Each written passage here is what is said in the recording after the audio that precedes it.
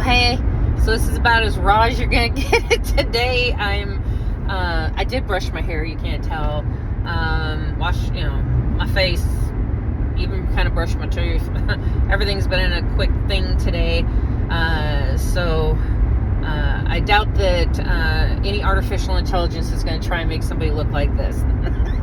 So, the unfiltered version.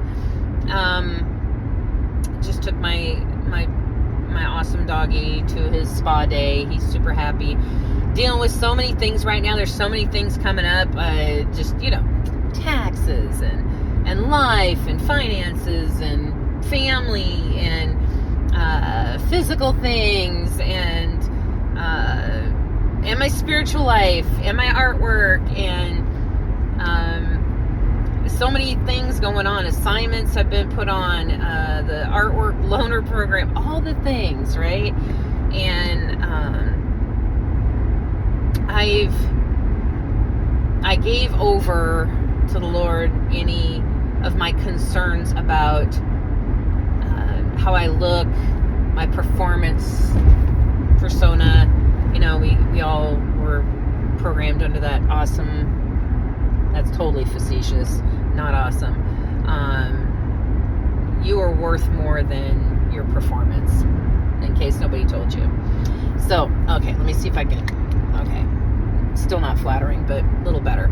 Okay, I was something specific the last couple days I've been wanting to talk about. I've been on a lot of trips recently for family. I have another assignment next week and another one 2 weeks after that, and then another family trip. So this whole month is, this month, next month, all of them full. But I don't want to lose sight of what's important here. So this is something in the back of my mind that's been niggling at me. I'll just say it that way.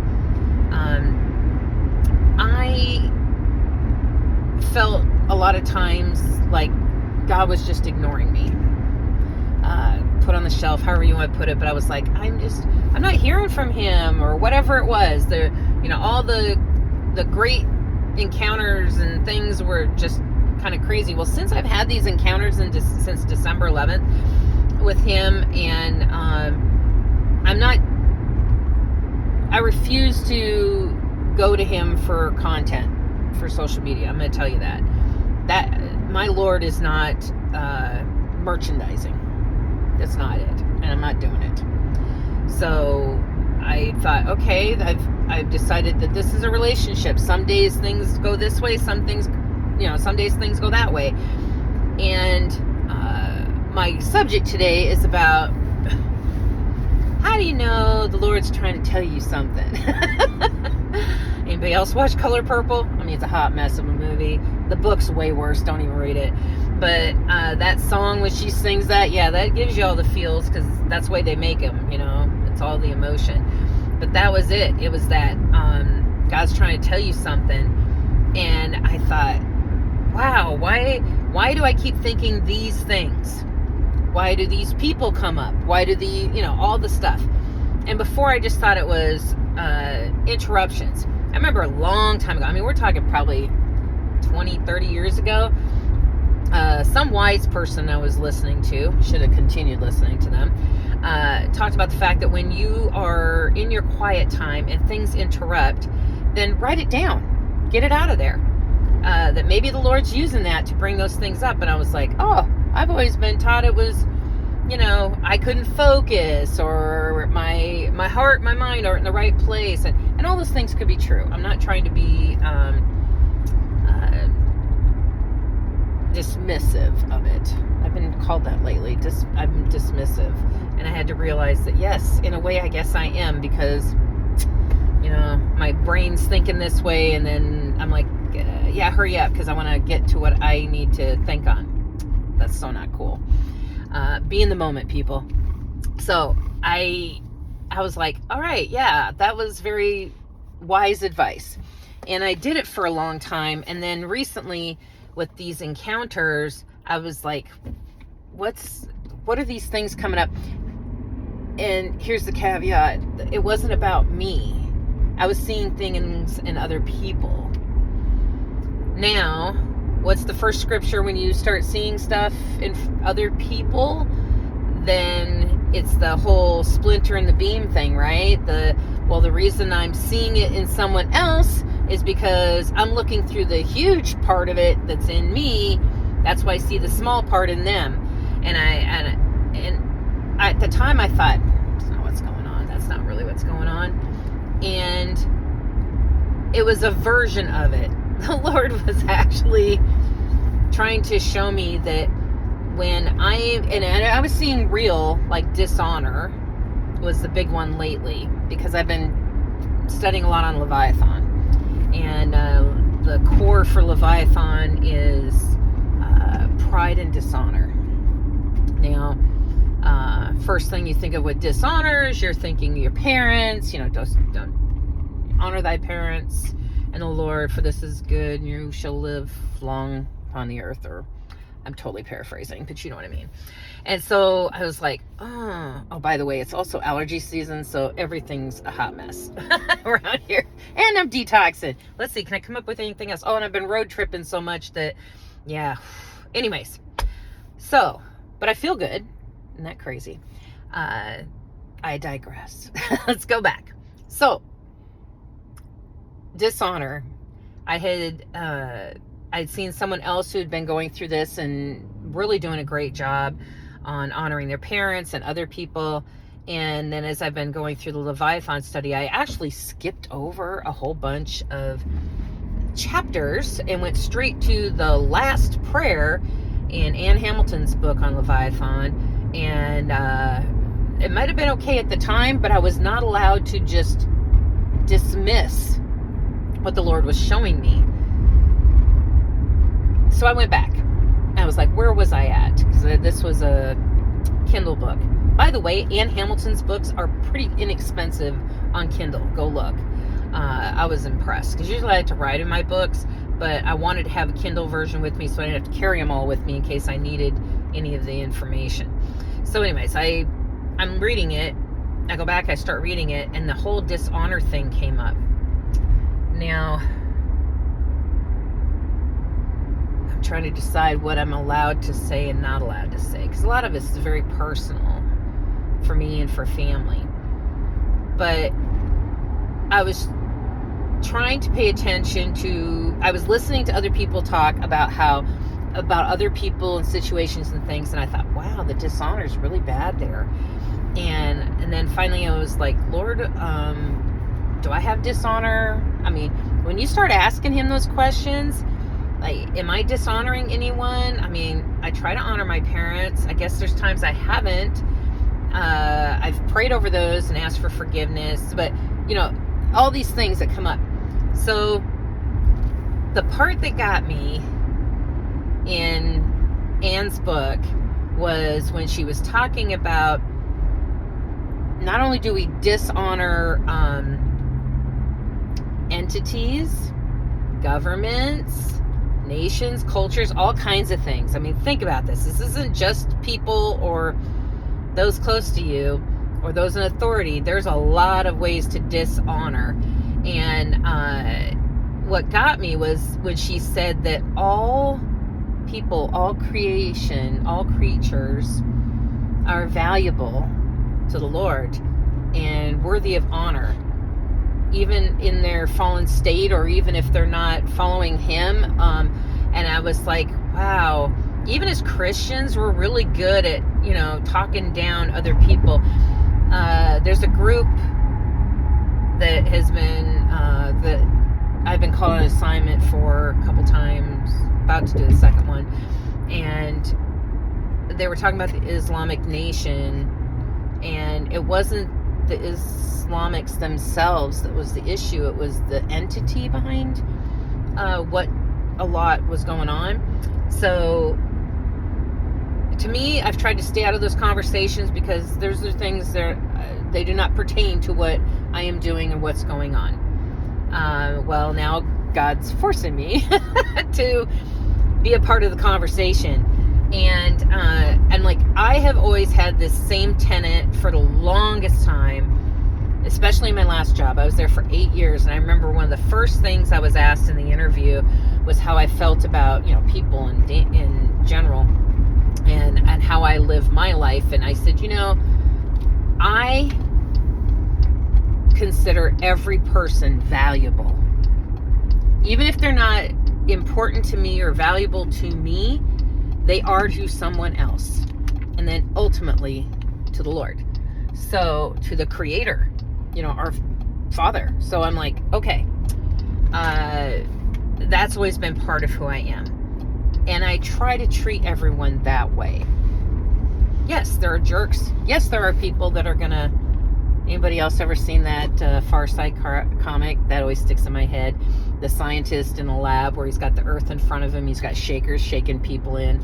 And on the shaker it says jerks, just to keep things interesting. I was never even a huge fan of that comic strip, but that one always got me. So, yeah, there's a reason that you rub up against other people the wrong way, that iron sharpens iron, but also the Lord's trying to train you for things. And if you, there's a few things going on here. First of all, something's getting brought up, dishonor. You see it in other people. You realize, I may have some dishonor in my life. I may not be honoring people. Maybe it was my words. Maybe it's my heart posture towards a person, a certain people group, whatever it is. And then I had to think back on my words and what I have said before at times. Now, this is not this is something small. Well, I say small. It was huge in my family, but it's not, how do I say this? It's so hard when you have personal stuff and you're like, what am I allowed to share, not allowed to share? This seems minor, but it's not. All right. I did not know that my mother had had a miscarriage between me and my brother. This is very personal. My mother's still alive. She had said something about this on this last trip. And I'm like, whoa, I never knew. I have a sibling in heaven. That's interesting. In between the two of us. So, and just hearing my mom's story, and I kind of sat with it. Sometimes that's all you need to do. That Selah. You just sit there. You sit there and you wait on it and feel the weight of what's going on, what's being said, what's been said, and then you wait on the Lord. So I kind of sat on it, and something was stirring in me, something was bothering me, and I wasn't sure what it was, and I didn't want to jump on anything and make decisions or suppositions. I didn't want to presume, and so I just sat with it until I could feel the weight of it. Sometimes that's a good idea. I know I have a tendency to want to rush headlong into the next thing and looking for the finish line when actually the important part was where I was at. So I'm sitting there just really feeling it. And then I realized all the dishonor stuff that was coming up, and and then I was like, Lord, what are you trying to show me? These things are coming up, and I'm seeing these in other people for a reason, and I don't feel I can speak into their lives. I want to, but I can't. What's going on?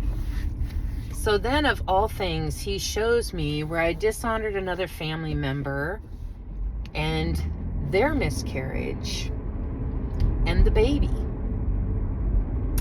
I dishonored them because of my reaction, the words that came out about it, because of it doesn't matter how all this happened, but I realized I had been, at the core of it all, I had been dishonoring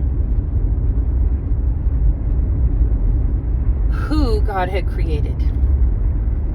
The baby, the person who had the miscarriage, our family, all the stuff. I like dishonored myself, dishonored my position, dishonored even my stance on believing that everyone is valuable. And I could beat myself up about all of this. I mean, I did sit with it long enough that, felt the weight. Definitely, there's some things that'll be happening and will be said that need to be done. They need to be said. But here's the best part, is the Lord was showing me that this is how I repair families. This is how I repair what has been said, what has been done, what has happened. He goes, I heal everything. Somebody recently, I think it was Dan Duvall, made a comment about the fact that, you know what, the Lord factors in our failures, mistakes, bad choices before any of this begins. And he's right. That's the best part, is God already factored in my big mouth, my reaction, which was honest, very honest. Was it godly? Probably not. Definitely not. But even though at the time it was a lot of hurt, a lot of pain going on at the time, even though that my reaction in that moment, God had already factored it in to today. And what he had to say about all of this. Now, remember, if you've looked at my Substacks and my encounters, there's one in there with Jesus and the children. Still gets me, because I remember watching it. And Jesus said he was going to use all of those babies that either the earth couldn't contain. Canceled. It's always amazing to me how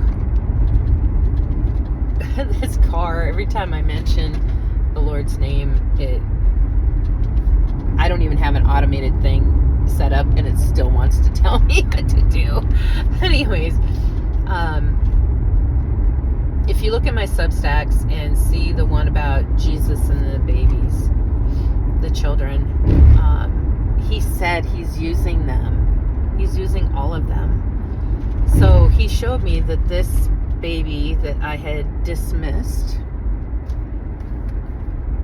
wow, I am dismissive. Another painful point. But this baby that I had dismissed, and the circumstances and everything surrounding it, because of the pain it was bringing everyone,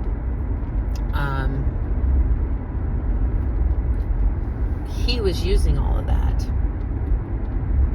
to bring healing to our family, to a lot of things. So if the Lord is showing you something, this is a very long-winded and probably 3-4 sections I have to cobble together now with interruptions. I wanted to say that if the Lord is saying something to you about somebody else, it's not just for you to recognize that you're having a problem with it. He's trying to show you where he's in the middle of it. Sit there, feel the weight of it, allow him to show you, allow the healing, allow all the emotion to come through it too. I felt non-productive this week, but it wasn't about being productive. It wasn't about me painting. It wasn't about me writing. It wasn't about any of those things. It was about my time in his presence and what he wanted to show me.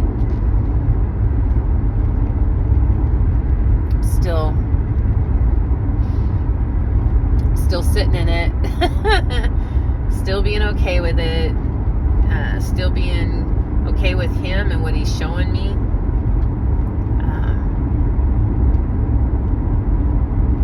Boy, he loves us. Boy, he loves us. Hey, I also realized that I wanted to finish this off with the second part that this is tied to. identity. When we recognize who we truly are, who we are truly to Him, how He looks at us, how we look at Him. I mean, these seem like this huge long list, but I'm going to tell you, when you have a better understanding of your identity, all of the paranoia of the enemy coming against us, I mean, I say air quotes, I shouldn't even done air quotes. I spent my whole life worried about all the stuff that was coming against me and how to defend myself or how to be set up to be offensive, all that stuff.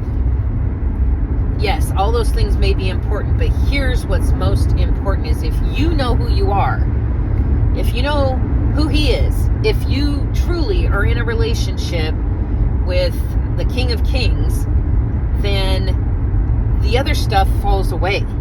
Because now you have a better understanding of, I can trust Him with this situation that's going on. He's going to show me how He's changing me in it.